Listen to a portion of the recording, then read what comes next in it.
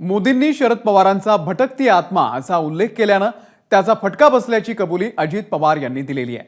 पवारांवरती बोलू नका अशी विनंती मी मोदींना केली होती असंही अजित पवार यांनी सांगितलेलं आहे। दरम्यान येवला मतदारसंघामधल्या बैठकीमध्ये अजित पवार यांनी हे वक्तव्य केल्याची माहिती सूत्रांनी दिलेली आहे।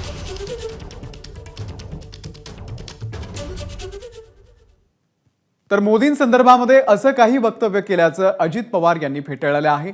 एबीपी माझाचे प्रतिनिधी निलेश बुधावले यांनी त्यांच्याशी एक्सक्लुझिव्ह संवाद साधला। यावेळी त्यांनी या सगळ्या वक्तव्यांचा नकार दिलाय। पाहूयात।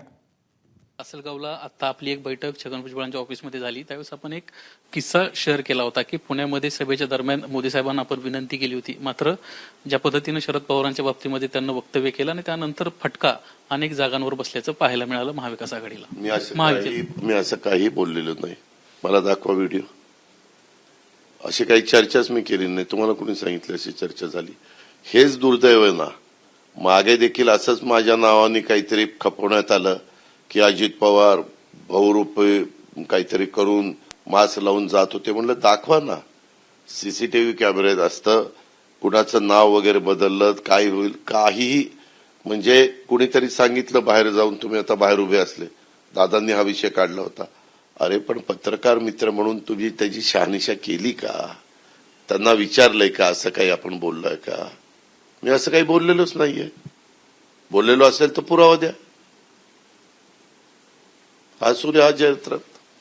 काय वाटतंय, का फटका बसला तुम्हाला? नाही, का फटका बसला ते मी भाषणात सांगितलेलं आहे।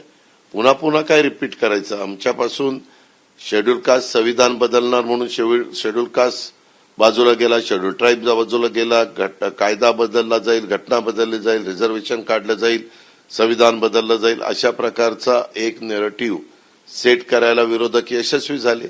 त्याचा फटका बसला। अल्पसंख्याक समाज हा मोठ्या प्रमाणावर बाजूला गेला, त्याचा फटका बसला।